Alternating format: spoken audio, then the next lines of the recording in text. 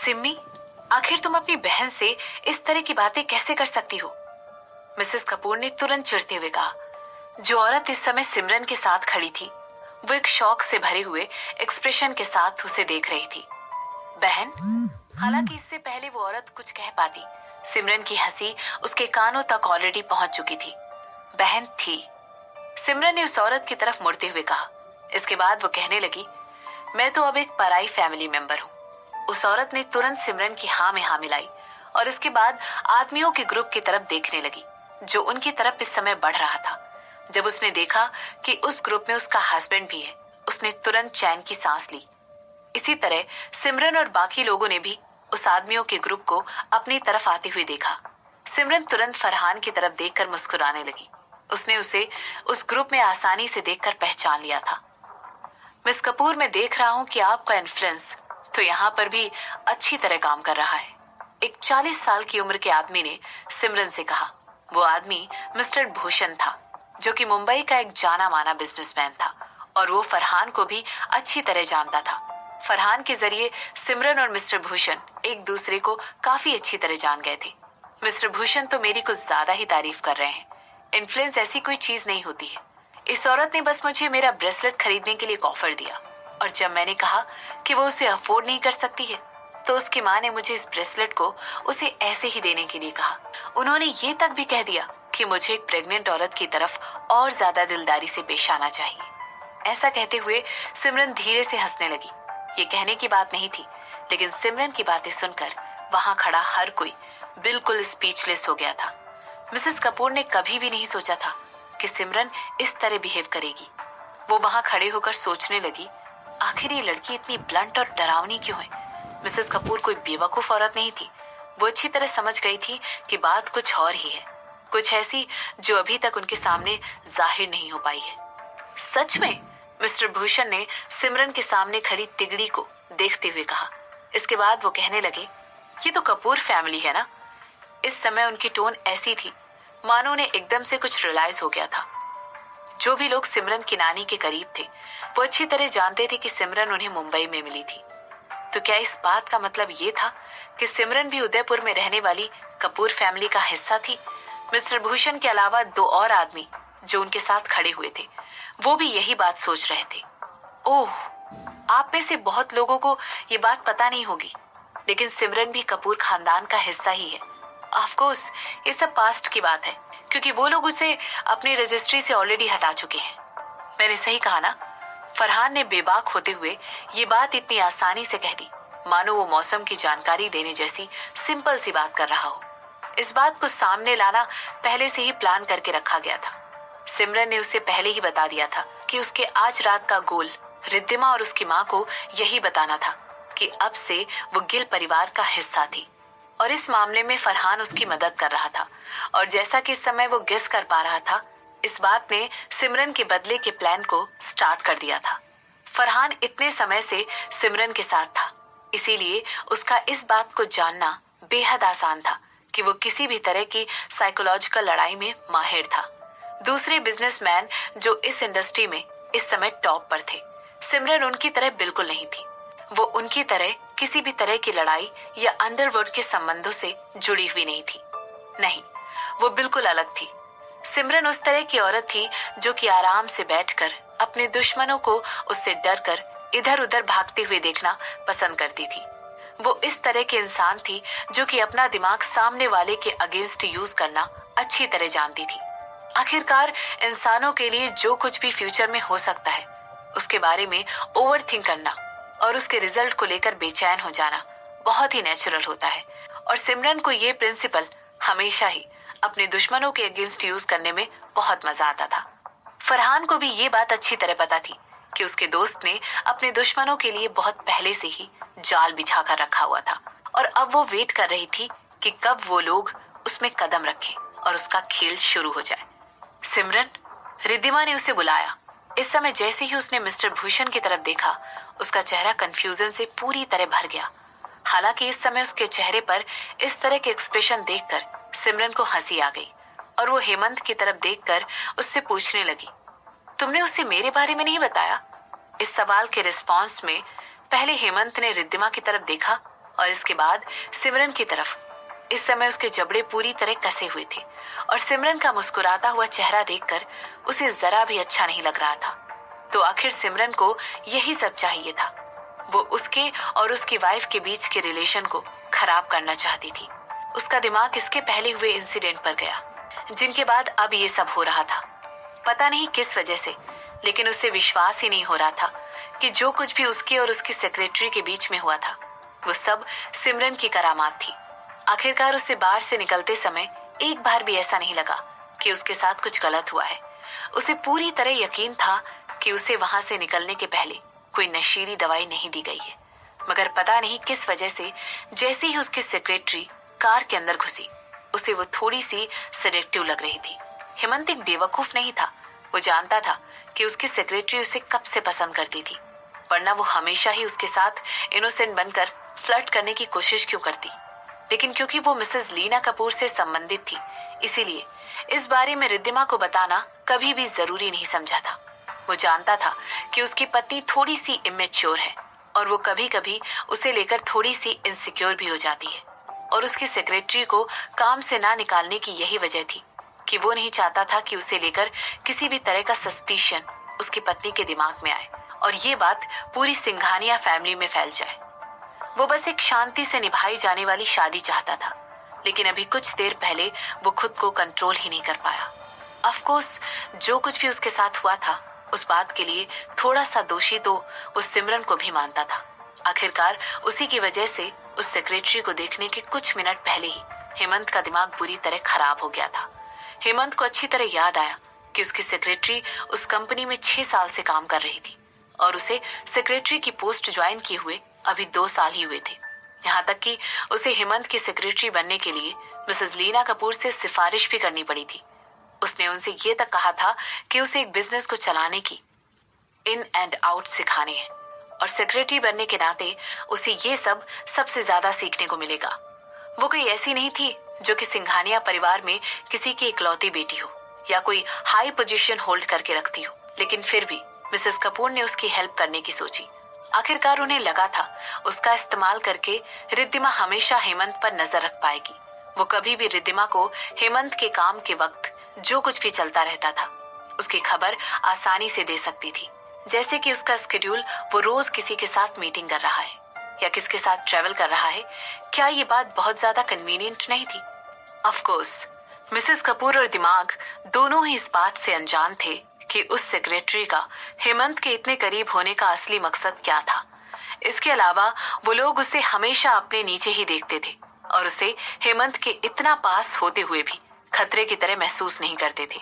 इसकी एक वजह ये भी थी कि वो देखने में इतनी ज्यादा खूबसूरत नहीं थी। वो अपनी कर्वी बॉडी के साथ सेक्सी जरूर दिखाई देती थी, लेकिन रिद्धिमा ने कभी भी ये नहीं सोचा था कि उसके पास हेमंत को सीड्यूस करने की या उसकी अटेंशन पाने की कैपेबिलिटी होगी। हेमंत, आखिर इसके कहने का मतलब क्या है?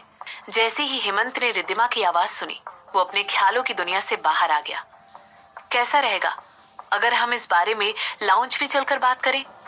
रिद्धि वैसे भी तो काफी देर से खड़ी हो। हेमंत ने तुरंत उसकी बात का जवाब देते हुए कहा। उसे लगा ऐसा करके वो उसे सिमरन से दूर ले जाकर बात कर पाएगा, लेकिन उसकी वाइफ ने उसे रिस्पॉन्स देते हुए अपनी पलकें झपकाई और चिंता करते हुए सिर झुकाकर खड़ी हो गई। अभी तक उसने भी वहां खड़े लोगों की नजरों में धिक्कार की भावना महसूस कर ली थी। हालांकि इस समय वो सिमरन को ये सब करने के लिए सबक सिखाना चाहती थी, लेकिन वो ये बात अच्छी तरह जानती थी कि इस समय उसे उन बिजनेसमैन के सामने अपनी सच्चाई नहीं दिखानी थी। मगर क्या सिमरन उन लोगों को खुद से दूर जाने देगी? सॉरी, मुझे लगा हेमंत तुम्हें मेरे नए नाम के बारे में बहुत पहले ही बता चुका होगा, जब हम 1 हफ्ते पहले एक दूसरे बार में मिले थे, सिमरन ने कहा। सिमरन का आज रात का प्लान बिल्कुल सिंपल था। वो सिर्फ इतना चाहती थी कि आज उन लोगों को उसके करंट आइडेंटिटी के बारे में पता चल जाए और वो लोग उससे डरने लगे। उसकी आज रात का टारगेट सिंघानिया फैमिली ही थी। वो पहले मिसेस कपूर की फैमिली को रौंद कर रख देना चाहती थी, ताकि वो लोग उसकी चालों में जो भी वो उस आदमी के खिलाफ आगे चलने वाली थी उनमें जरा भी साथ न दे पाए। इसके साथ वो मिसेस कपूर को बर्बाद करने के लिए अपने आगे के प्लान्स पर वर्क करती। हालांकि इसका मतलब ये नहीं था कि उसके दिमाग में रिद्धिमा और हेमंत के लिए कुछ नहीं था। आज रात के लिए उसने उन दोनों के लिए अपने शब्दों को दो धारी तलवार की तरह यूज किया था। वो उन दोनों के बीच फूट डलवाकर उन दोनों के बीच का ट्रस्ट खत्म करना चाहती थी। वो रिद्धिमा के दिमाग में किसी तरह शक पैदा करना चाहती थी और इस बात के लिए उसकी बहन ने उसे जरा भी डिसअपॉइंट नहीं किया। सिमरन अच्छी तरह जानती थी कि रिद्धिमा अपने पति पर पूरी तरह ट्रस्ट नहीं करती है। वो बचपन से ही एक ऐसे बच्चे की तरह बड़ी हुई थी जिसने खुद अपनी माँ को दूसरों के खिलाफ चाल चलते देखा था। तो इसीलिए उसके लिए ये बात पूरी तरह नेचुरल थी कि बड़े होकर वो भी ट्रस्ट इश्यूज डेवलप करती और इस बात से डरती कि लोग उसके अगेंस्ट भी चालें चल सकते हैं। और सिमरन ने भी उसकी इसी वीकनेस का अपने प्लान को अंजाम देने के लिए फायदा उठाया। एक ऐसे इंसान के तौर पर जो कि अपने दिमाग में कई सारी पॉसिबिलिटीज को देखता हो, सिमरन ऑलरेडी आज रात के लिए अपनी आस्तीन में एक नहीं, दो नहीं, बल्कि 10 चीजों को लेकर चल रही थी। अगर रिद्धिमा और हेमंत ने उसे पहले अप्रोच नहीं किया तो वो फरहान से कहकर किसी दूसरे तरीके से अपनी आइडेंटिटी सबके सामने लेकर आ जाती और पूरी कहानी वहीं खत्म। हालांकि अगर उन दोनों ने उसे प्रोवोक करने की कोशिश की तो वो भी उनकी तरफ नरमी से पेश नहीं आने वाले थे। ऑफ कोर्स उस बेवकूफ जोड़े ने दूसरा ऑप्शन चुना और खुद ही अपनी कब्र खोदने का साथ में डिसीजन लिया।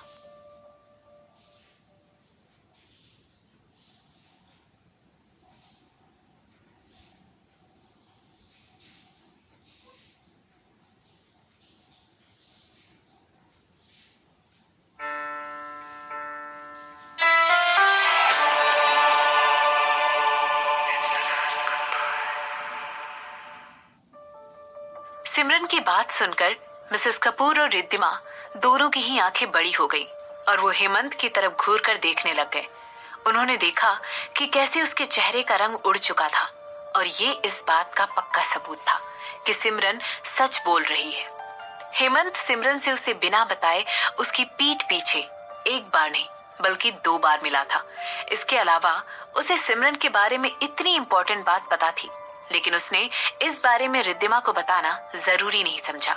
कंफ्यूजन, धोखा और शक तीनों एक साथ रिद्धिमा के चेहरे पर साफ दिखाई दे रहे थे।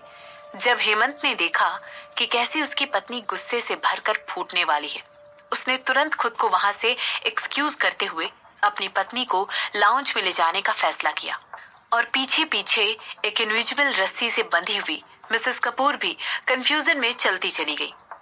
मैं इन सब चीजों से खुद डील करना चाहता हूँ क्योंकि मैं नहीं चाहता था कि तुम किसी भी वजह से स्ट्रेस फील करो। तुम प्रेग्नेंट हो और मुझे डर था कि ये तुम्हें और हमारे बेबी दोनों को अफेक्ट करेगा। हेमंत ने तुरंत अपनी वाइफ को अपने बगल में बिठाते हुए एक्सप्लेन किया। ये तुम कैसी बातें कर रहे हो? क्या तुमने देखा नहीं कैसे वो सारे लोग हमारी तरफ नफरत से भरी हुई निगाहों से देख रहे थे? वो लोग हमारी तरफ ऐसे देख रहे थे मानो हम कोई जोकर हैं। रिद्धिमा ने गुस्से से उबलते हुए कहा। हालांकि इस समय वो बहुत ज्यादा गुस्से में थी, लेकिन फिर भी वो अपनी आवाज को धीमी करना नहीं भूली थी। इसके बाद वो उसकी तरफ देखने लगी जो कि थोड़ी देर पहले वहां पर आए हुए आदमियों के ग्रुप से खुशी खुशी बात कर रही थी। उसका मुस्कुराता हुआ चेहरा और खुशी से बंद होती आंखें रिद्धिमा को अंधा बना रही थी। मुझे लगता है बेहतर होगा अगर हम इन सब चीजों के बारे में घर पर चलकर बात करें, मिसेस कपूर ने तुरंत हेमंत और रिद्धिमा को समझाते हुए कहा। हालांकि वो भी इस समय सारी बात जानने के लिए बहुत क्यूरियस थी, लेकिन वो ये भी जानती थी कि रिद्धिमा अपने इमोशंस को कंट्रोल नहीं कर पाएगी और वो वहीं पर बेहोश होकर गिर जाएगी। और अगर ऐसा हो गया तो ये ना सिर्फ उसके रेपुटेशन को खराब कर देगा बल्कि उसके एक्टिंग के करियर को भी बर्बाद करके रख देगा। हो सकता है ये उसके आने वाले फैशन ब्रांड के लिए इन्वेस्टमेंट्स को जोड़ने के प्लान को भी अफेक्ट करे। मैं इस बात से सहमत हूँ, हेमंत ने हाँ में सिर हिलाते हुए कहा। नहीं, रिद्धिमा ने तुरंत ही अपने हस्बैंड को बीच में ही टोकते हुए कहा। इसके बाद वो डिमांड करते हुए कहने लगी, मुझे जानना है अभी। उसे लग रहा था कि उसके पति ने उसे इतनी इम्पोर्टेंट बात ना बताकर धोखा देने की कोशिश की है, जबकि वो इस समय बाहर से काफी साइलेंट दिखाई दे रही थी, लेकिन अंदर ही अंदर वो अपने गुस्से से स्ट्रगल कर रही थी। वो इस समय हेमंत पर बरसना नहीं चाहती थी। वो इस बात से बहुत ज्यादा डिसअपॉइंटेड थी कि अब उसका पति उससे चीजें छुपाने लगा है। वो दोनों 7 साल से इस शादी के बंधन को निभा रहे थे, तो क्या अब ये उनकी शादी के टूटने की शुरुआत थी? रिद्धि, रिद्धि, मुझे रिद्धि रिद्धि कहकर मत बुलाओ, रिद्धिमा ने गुस्से में कहा। इसके बाद वो कहने लगी, बताओ मुझे, क्या तुम उस औरत के साथ सोए थे? तो क्या यही वजह थी कि अब कुछ देर पहले तुमने मेरी कॉल का जवाब नहीं दिया था जब तुम हमसे बाहर मिले थे? तो क्या तुम इसी वजह से नर्वस थे? नहीं, बिल्कुल नहीं, हेमंत ने जवाब देते हुए कहा। इसके बाद वो कहने लगा, इस बात की सिर्फ यही वजह है कि मैं नहीं चाहता हूं कि तुम किसी भी तरह का कोई स्ट्रेस लो, ओके? तो फिर मुझे बताओ, तुम मुझसे कोई भी बात क्यों छुपा रहे हो? अब लोग सोचेंगे कि मैं किसी तरह की बेवकूफ औरत हूं। क्या तुम यही चाहते हो? क्या तुम चाहते हो कि लोग सोचेंगे तुम्हारी बीवी को कुछ पता नहीं रहता है? क्या तुमने इससे पहले सिमरन को मेरी इंसल्ट करते हुए नहीं सुना था? वो यही चाहती है। वो चाहती थी कि मैं गुस्सा हो जाऊं और अपना ट्रस्ट खो दूं, और वो जीतती रहे, रिद्धिमा ने एक सांस में कहा। अब उसका चेहरा अपने गुस्से को अंदर दबा लेने की वजह से पूरी तरह लाल हो चुका था। वो चाहती थी कि उसकी बातें बेवकूफ जैसी ना लगे और वो अपने पति के एक्सप्लेनेशन को सुने, लेकिन पता नहीं क्यों सिमरन के शब्द बार बार उसके दिमाग में रिपीट होते हुए गूंज रहे थे। हेमंत ने तुरंत अपनी वाइफ के स्ट्रेस लेते हुए एक्सप्रेशन की तरफ देखा और इसके बाद वो सिमरन की तरफ देखने लगा, जो कि इस समय उनकी तरफ देख भी नहीं रही थी। उसे देखकर ऐसा लग रहा था मानो वो फैशन इंडस्ट्री के कुछ बड़े नामों के साथ बातें करके बहुत ज्यादा एंजॉय कर रही थी। इस समय हेमंत की आंखों में मजबूरी साफ नजर आ रही थी और उसके मुंह से एक आह निकल गई। सिमरन लंदन के गिल ग्रुप ऑफ इंडस्ट्रीज का एक पार्ट थी। अब वो सिमरन गिल कपूर थी, गिल ग्रुप ऑफ इंडस्ट्रीज की सीईओ, जिसके हेडक्वार्टर्स लंदन में ही थे। ऐसा कहते हुए हेमंत ने अपनी वाइफ के हाथ पकड़ लिए और इसके बाद वो कहने लगा, मुझे इस बारे में अभी थोड़ी देर पहले ही पता चला है और मैं तुमसे ये सब इसलिए छुपा रहा था क्योंकि मुझे पता था इसे जानने के बाद तुम्हें बहुत ज्यादा स्ट्रेस होने वाला है। उसके ऐसा बोलने के रिस्पॉन्स में रिद्धिमा उसकी तरफ देखने लगी। इस समय उसके चेहरे पर कुछ अजीब से ही एक्सप्रेशंस थे, मगर इससे पहले वो कुछ कह पाती उसकी माँ ने ऑलरेडी रिएक्ट कर दिया। गिल ग्रुप? सिमरन की माँ? वो भी तो गिल फैमिली से ही थी ना? रिद्धिमा की माँ ने तुरंत शौक से अपनी आंखों को बड़ा करते हुए और अपने मुंह को कवर करते हुए कहा और उसका दूसरा हाथ उसके चेस्ट पर चला गया और उसने फील किया कि उसका दिल इस समय जोरों से धड़क रहा था, क्योंकि सिमरन की माँ गिल परिवार से थी। मिसेस कपूर के लिए जिसने उस औरत के अगेंस्ट पास्ट में इतनी सारी चालें चली थी, ये एक ऐसी इंफॉर्मेशन थी जो कि उसने कभी एक्सेप्ट नहीं की थी। डर के मारे उनके चेहरे का रंग ही उड़ गया था और वो कहने लगी, अब हम लोग क्या करेंगे? यही वो पहला सवाल था जो इस समय मिसेस कपूर के दिमाग में चल रहा था। इसके बाद शशांक का नाम उसके दिमाग में आया और वो और ज्यादा डरने लग गई, और क्योंकि सिमरन कोई ऐसी थी जो इस तरीके के बैकग्राउंड से आती थी, तो अब उनके लिए उसे टारगेट करना बेहद मुश्किल होने वाला था। और सबसे बड़ी बात तो ये थी कि अब उसके पास 7 साल पहले उसके साथ जो कुछ भी हुआ था उसका बदला लेने की कैपेबिलिटी भी थी। हेमंत, मुझे थोड़ा सा पानी चाहिए, रिद्धिमा ने तुरंत सिमरन की तरफ देखते हुए कहा। हालांकि रिद्धिमा गिल ग्रुप के बारे में कुछ भी नहीं जानती थी, मगर उसने कहीं तो इस कंपनी के बारे में कुछ पढ़ रखा था और वो जानती थी कि वो इतनी बड़ी थी कि कपूर इंडस्ट्रीज और रायचंद फिल्म्स, अगर इन दोनों को मिला भी दिया जाए तब भी वो उसका छोटा सा हिस्सा नहीं बन सकते थे। अगर सच कहा जाए तो रिद्धिमा को समझ नहीं आ रहा था कि उसे इस इंफॉर्मेशन के पता लगने के बाद क्या फील होना चाहिए। वो इस बात को लेकर भी श्योर नहीं थी कि उसे गुस्सा होना चाहिए या डरना चाहिए। हालांकि उसे इस बारे में पहले नहीं पता था और ये सोच सोच कर उसे एम्बेरसमेंट फील हो रही थी, और यही बात थी जिस वजह से उसे और ज्यादा गुस्सा आ रहा था। उसने धीरे से एक लंबी सी आह भरी और खुद को संभालने की कोशिश करने लगी। इसके बाद उसने देखा कि हेमंत वेटर के पास पानी का ग्लास लेने गया है। वो तुरंत अपनी माँ से कहने लगी, मम्मी, हमें पापा को इस बारे में कुछ भी नहीं बताना चाहिए। वो सोच रही थी कि वो हेमंत से भी कह दे कि वो इस इंफॉर्मेशन को अपने फादर और मदर दोनों को ही ना बताए। क्यों? मिसेस कपूर ने तुरंत पूछा। वो इस बात को लेकर थोड़ी कंफ्यूज दिखाई दे रही थी। वो चाहती थी कि उनके हस्बैंड को इस बारे में पता चले ताकि वो सिमरन के खिलाफ कुछ और प्लान्स बना सके। और इसके ऊपर से अब वो सिंघानिया परिवार से इस मैटर को लेकर हेल्प लेने के लिए और ज्यादा अड़ गई थी। आखिरकार सिमरन का पति ही पावरफुल नहीं था, वो भी अब एक पावरफुल इंसान बन चुकी थी। अगर पापा को इस बारे में पता चलेगा तो वो अपना मन बदलते हुए सिमरन को दादी माँ की लास्ट विल में मेंशन की गई प्रॉपर्टीज देने के लिए भी राजी हो जाएंगे। आप जानती हो कि पापा को उन लोगों के करीब होना कितना पसंद है जो उन्हें फायदा पहुंचाते हैं। बिजनेस में सिमरन की सफलता देखकर हो सकता है पापा ये भी चाहें कि वो उनका बिजनेस टेक ओवर कर ले, और अगर ऐसा हुआ तो मेरा छोटा भाई अपनी फ्यूचर सीईओ की पोजीशन खो देगा। रिद्धिमा ने बड़े पेशेंस के साथ समझाते हुए कहा, अगर इस समय हम कुछ कर सकते हैं तो वो ये है कि पापा से कहकर ऋतिक को जल्द से जल्द सीईओ की पोजीशन हैंड ओवर करवा दे। अगर उन्हें पता चल गया कि सिमरन अब वो 7 साल पहले वाली नालायक लड़की नहीं रही है तो बहुत मुश्किल हो जाएगी। रिद्धिमा ने अपनी बात को आगे बढ़ाते हुए कहा। इस समय वो बड़ी तीखी नजरों के साथ सिमरन को देख रही थी। इसके बाद वो कहने लगी, पर अभी के लिए मैं सिमरन के साथ एक डील करूंगी और आप भी सिंघानिया फैमिली की हेल्प ले लीजिए। अगर मुझे आपकी मदद की जरूरत पड़ेगी तो मैं आपको जरूर कॉल करूंगी। मिसेस कपूर उस समय अपना मुंह खोलकर अपनी बेटी के प्लान को ऑब्जेक्ट करना चाहती थी। आखिरकार सिमरन के साथ डील करना फिर भी ठीक ही होने वाला था, लेकिन उसका हस्बैंड वो एक अलग ही किस्सा था और रिद्धिमा को अभी तक उसके बारे में कुछ भी नहीं पता था। आप यहीं रुकिए माँ, रिद्धिमा ने तुरंत जो कुछ भी उसकी माँ के दिमाग में था उन्हें कहने से रोकते हुए कहा। तुम कहाँ जा रही हो? उन्होंने पूछा। हालांकि वो इस बात को आसानी से गेस कर चुकी थी कि वो इस समय सिमरन को कन्फ्रंट करने के लिए जा रही थी। इस समय सिमरन उस चमचमाते हुए पूल के पास अकेली ही खड़ी हुई थी। मैं उससे बात करूंगी, रिद्धिमा ने कहा। इसके बाद वो सोचने लगी, क्या सिमरन सोचती है कि वो इस समय हेमंत को पा लेने के काबिल है सिर्फ इसलिए क्योंकि उसने हाल फिलहाल में थोड़ी सी सक्सेस पाली है और वो इस बिजनेस इंडस्ट्री के कुछ अमीर और फेमस लोगों में से एक हो गई है। ये कुछ ऐसा था जो कि वो कभी नहीं होने देती।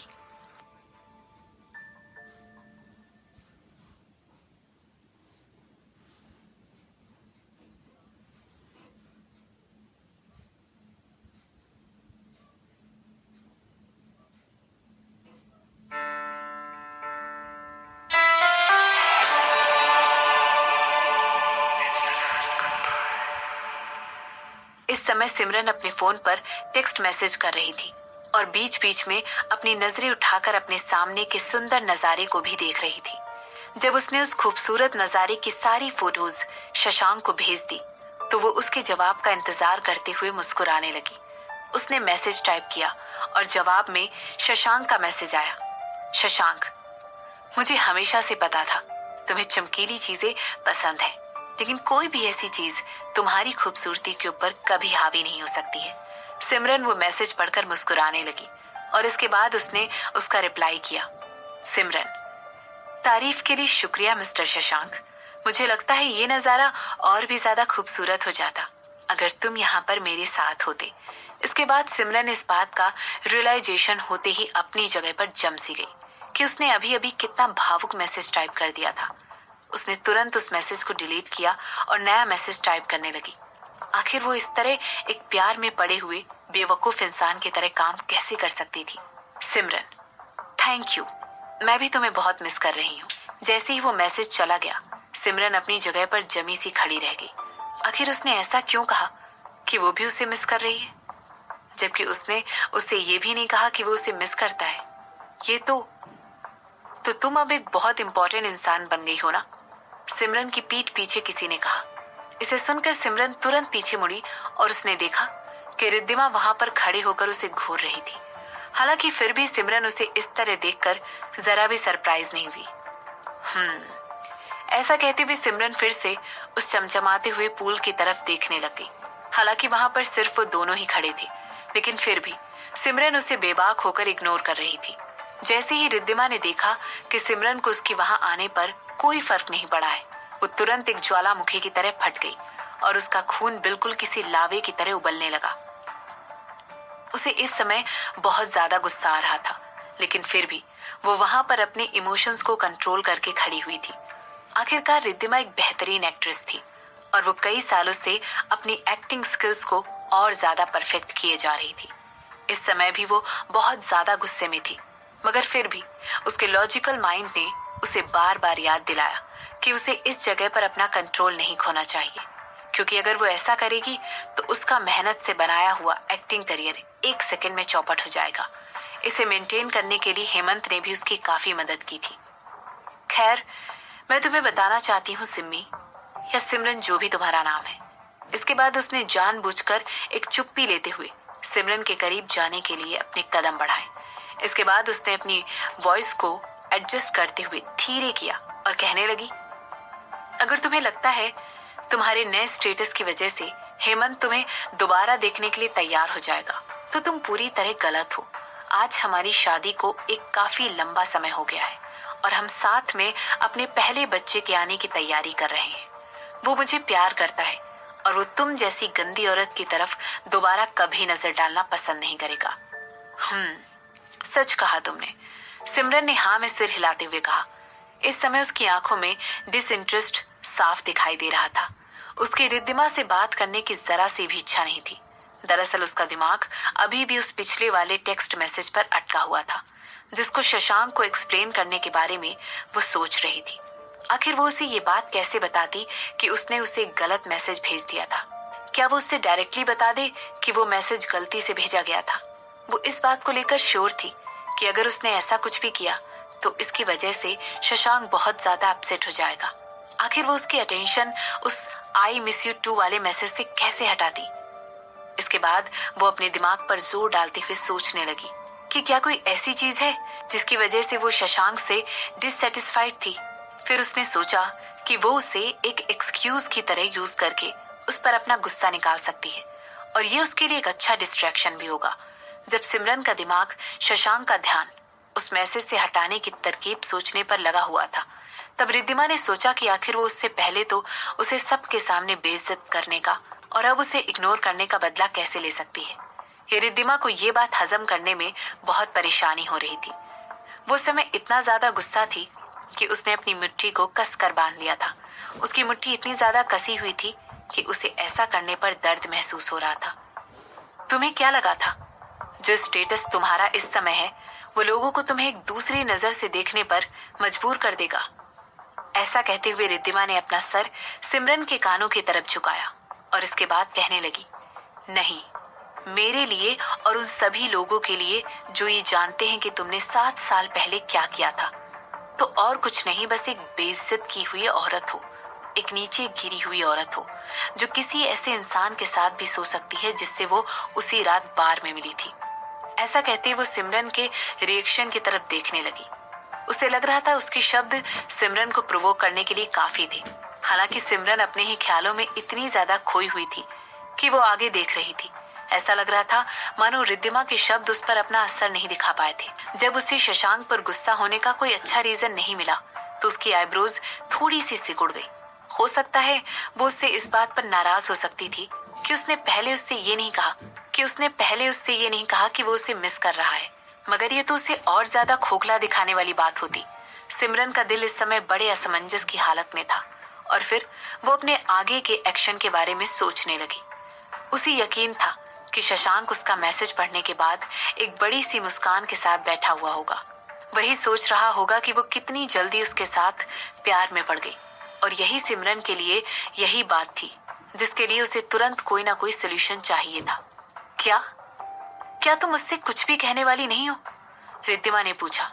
इसके बाद वो कहने लगी, एक बंदर ताज और डायमंड तो पहन सकता है, लेकिन वो हमेशा एक बंदर ही रहता है, बिल्कुल तुम्हारी तरह।